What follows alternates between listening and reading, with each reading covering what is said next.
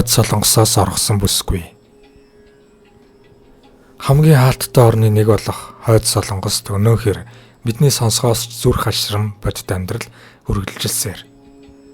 Хойд солонгосоос оргож буй олон мянган хүмүүсээс цөөн хэдтэн л аз тохиодог. Ихэнх нь оргож байх замдаа цэргийн суманд оногдож буудуулж нас ордог бол зарим нь баригдсан хойноо олны өмнө дүүжлэн орох ялаар шийтгүүлдэг.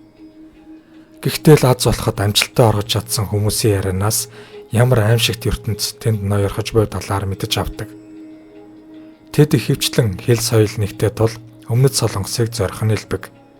Харин зарим нь барууны ертөнцийг сонгодог. Өмнөд солонгост хойд солонгосын дүргэстэд зориулан бүхэл бүтэн орон сууц хүртэл бий. Тэнд амьдарч өнөөгийн нийгмийн хөгжил дэвшилд баг багаар суралцдаг. Хойд солонгосоос ирж буй дүргэстийн олонх нь телевиз, радио бүхэл ус услагч ажиллуулж мэддэггүй. Иймд энэ бүх сургалтыг энэ дамжин өнгөрөх байранд заадаг бөгөөд өмнөд солонгосын хөгжилд дасан зохицоод ирэхээр нь ажилд зуучилж өгч нийгэмшүүлдэг байна. Мөн давхар сэтгэл зүйн сургалтанд хамруулдаг. Учир нь бүгд шахуу аимшигт хязгаарлагдмал бас харгас хэрцгийн нөхцөлд байсан учраас оюун санааны хувьд ихээхэн цочролд орсон байдаг аж. 2014 онд хойд солонгосоос оргосон Ким Ён Сок гэх нэгэн бүсгүй урд өмнө ярьж байгаагүй аимшигт дүүхийг ярьсан нь өдгөө дэлхийд дахинд шууган болоод байна. Түүний ярьцлагыг хөрвүүлэн хөргөж байна. Та миний өмнө сууж байгаагаараа мянган хойд солонгосчуудаас азтай байна.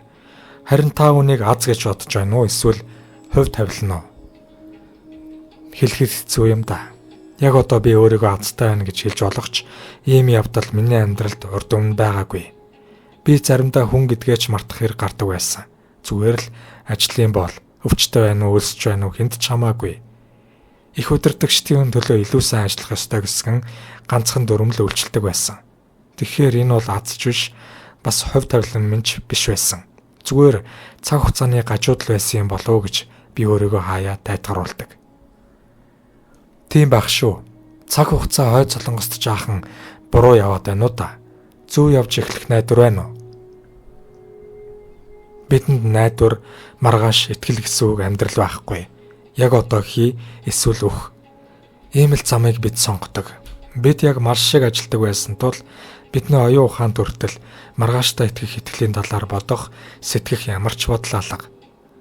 Тэгэхээр үүнийг цаг хугацаа хувь тавиланд даатгаж үлдээнэ үү гэхээс хойд солонгосчуудын жирийн иргэд бол хизээж тэмцэж босч чадахгүй. Харин ч дарлагдаж доромжлогдсон ард түмэн гинэт нэг өдөр тесэрдэг шүү дээ. Дэлхийн бусад орнд тийм боломж байгаа бах. Харин хойд солонгост энэ бол ямар ч боломжгүй. Иргэн тойрон цахилгаан гүйдэлтэй өргөс тор татсан. Ямар нэг юм хэлбэл шууд л буудаж алах эрх хөдөлмөрийн лагеруудын хянагч нарт бий. Тэд өдөрт хэдэн хүн буудаж унагснаа бидний дэргэд юу ч болоогүй юм шиг ярина. Бид ч үүнийг нь байх ёстой зүйл гэж ойлгодог. Яагаад? Эн чинь аимшигтай биш гэж үү? Та нарт бол аимшигтай л сонсогдох байх. Харин биднэрт энэ бол өдөр тутам болдог энгийн зүйл. Бүх иргэд цэцэрлэгийн хүүхд хүртэл эцэгхээ тагнадаг. Эцэг эх нь нам засгийн эсрэг утгатай ганц үг унагвал шууд багштай хэлээрэ гэж цэцэрлэгт орсон цагаас нь эхлэн хүүхдүүдийн тархийг угаадаг. Багаасаа ийм үзэл бодлоор хүмүүжж байгаа хүүхэд хизээч сайн хүн болохгүй. Бас ийм аимшигтай зүйл хараад огт цочирдохгүй. Цэцэрлэгт байхад л багш нар нэгийг нь шийтгэхдээ бусдыг нь харуулж байгаа зоддог учраас зодуур нүдүүр аллах тамлал бол бидний амьдралын нэг л хэсэг. Гаднаас нь харахад хойд солонгос бол хөгжиж буй орн шиг юм. Өндөр шилэн барилга, өргөн сайхан зам гээд. Тэр бол хойд солонгосын жинхэнэ дүр төрх бишээ. Түүнийг зүгээр л дэлхийд бид ийм улс гэсэн харуулах зорилготойгоор байгуулсан барилга байшингууд. Тэнд тэгээд та хэн амьдардаг гэж бодож байна. Үнэн дээр цэргийн дарга нар ч гэсэн цэргийн уцтай болохоос бусдаар бараг л бидэн шиг лагерт хоригдож байгаа хүмүүсээс ялгаа байхгүй. Та ингэхэд тэр олон давхар гоё барилгуудын шөнөөр авсан зургийг харсан уу? Үгүй. Үндэ тэр барилгад хүн амьдрах арга байхгүй. Харахтал олон давхар барилга мэт боловч тэнд тог цахилгаан байхгүй. Ус нь өдөртөө 2 удаа л бага хэмжээгээр өгнө. Уг нь анх багш эмч нарыг оруулах зорилгоор барьсан ч энэ нь сэхэтэн хүмүүсийн бөөгнөрлийг үүсгэж явандаа эмч багш нар тэмцэл хийж болцсгүйгээд оруулаагүй гэсэн. Гадаадын сурвалжлагч нарын тэр барилгуудыг авсан зургийг та сайн ажиглаарай. Тэнд тагтан дээрээ нэг ч айл хувцас атгаагүй. Бас хүн гарч зогсоогүй байгааг ажиглаарай. Энэ бүхэн тэнд хүн амьдрдаггүй гэдгийг амархан батална. Та эмч байсан гэлөө? Тийм ээ. Би уг нь хүүхдийн сайн эмч нарын нэг нь байсан. Нэг л өдөр хөдөлмөрийн хориглагаар татсан. Хэн намайг матсан юм? Эсвэл би ажилдаа алдаа гаргасан уу гэдгээ ч мэдээгүй. Энэ талаар хэрэг асуувал би буудуулж мэдэх учраа амаа амхиад юу болохыг хүлээж суух нь арай дээр байсан. Хойд Солонгосын хүүхдүүдийн өвчлөл хэр байдаг вэ? Хойд Солонгост тахир дутуу, оюун ухааны хомсдолтой, өөрөөр хэлбэл хөгжлийн бэрхшээлтэй иргэн байхгүй. Төрөөс сонгогтой төрсэн хүүхдийг шууд устгах гэсэн тогтоолтой. Эцэг эх нь ч үүнийг хүлээн зөвшөөрдөг. Орчин үеийн анагаах ухаанд хэдхэн минутын мессеж хэлбэрээр эмчлэх боломжтой. Тагнаан цооролт гэх мэт хөнгөн сонгогтой хүүхдийг ч шууд устгадаг. Эмч нарч эцэг эхчүүд ч түүнд их хэмзэглэдэггүй гэхэд хэлсдэггүй. Яагаад гэвэл их даргын үгийг зөрчих хэрэг хүнд ч байхгүй. Би энэ дээрээ хөгжлийн бэрхшээлтэй хүүхдийг устгах нь хүнийг эрхийг зөрчсөн маш том нүгэл бас хууль бус үйлдэл гэдгийг мэдсэн. Одоо бол өөрийнхөө хийсэн нүглийг хизээч уучлах чадахгүй. Тиймдээ ч өдөр бүр хардаж зүүдэлдэг. Хөдөө орон нутгийн эмнэлэгт наад захын антибиотик зүү тариур байдаггүй. Өвчин тусвал өөрийн биеийн эсрэг үүсэл азсанд найтахаас өөр аргагүй. 3 яраа тутмын нэг нас хүрэхээс өмнө энддэг. Гэтэл Хойд Солонгосын засгийн газар цэргийн эрх мэдэлтнүүд мэтийн 100-аад гэр бүлд үйлчилдэг орчин үеийн тоног төхөөрөмжөөр иж бүрэн тоноглогдсон эмнэлэг Бихнянд байдаг. Хэрвээ эрх мэдэлтнүүдээс Хойд Солонгост эмчлэгдэх боломжгүй өвчнөөр өвдвөл улсын зардлаар барууны орнуудад очиж эмчлүүлдэг.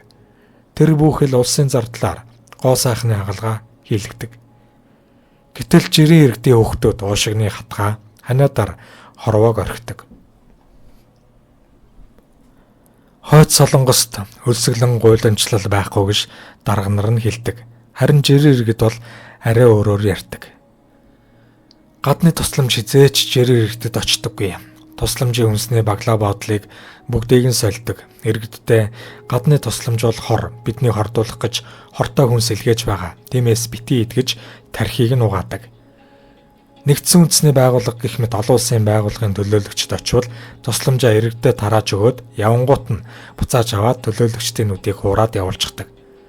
Айл бүрээс нэг хүн өлсгөлөнгөөр нас орсон байдаг. Одоо ч гэсэн тэнд өлсгөлөн хэвээр байгаа. Харин үүнийг Хойд Солонгосын удирдагч нар гадаад ертөнцөөс тун шатмаг нуудаг.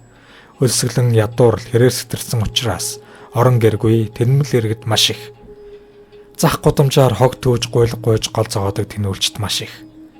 Сардаа нэг удаа тэднийг барих ажиллагаа зохион байгуулдаг бөгөөд нийтээр нь 20 газар аваачаад хоолгүй хэдэн сараар хорьсны дараа аз тааруул суллагдана. Эзэн тааруул бурхан багштай уулзахаар явна. Өөр ямар ч сонголт байхгүй. Хэд их хөлснөөсөө болоод хүн хий юм харж эхэлдэг. Ийм үед нь өмнө нь тавхтай хоол тавьж байгаад шоронгийн аргалзагч нар их зугаацдаг. Мэдээж хий юм харж байгаа хүнээс олигтой авир гарахгүй.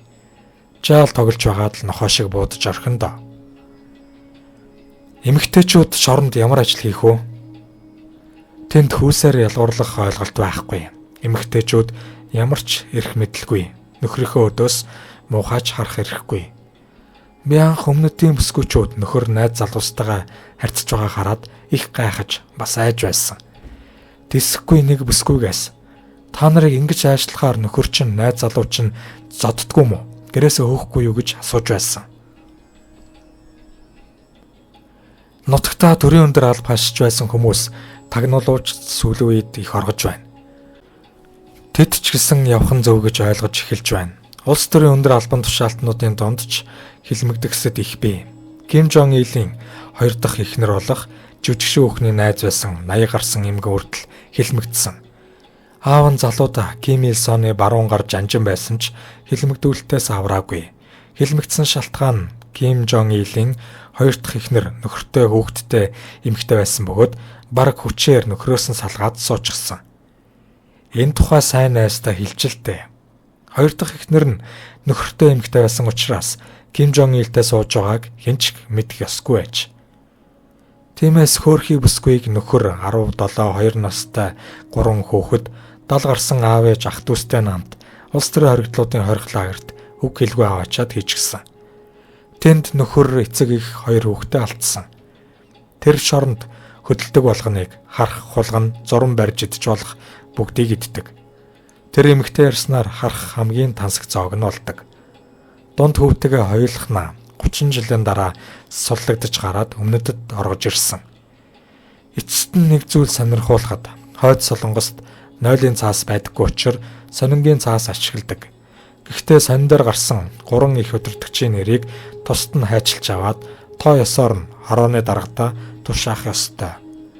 Хэрэв их удирдагчийн нэрээр бөксөө арцсан мэдэгдвэл 30 хоног албатан хөдөлмөр эрхэлж их удирдагч нам засгийн тухай хичээлд суулгаж шийтгэнэ.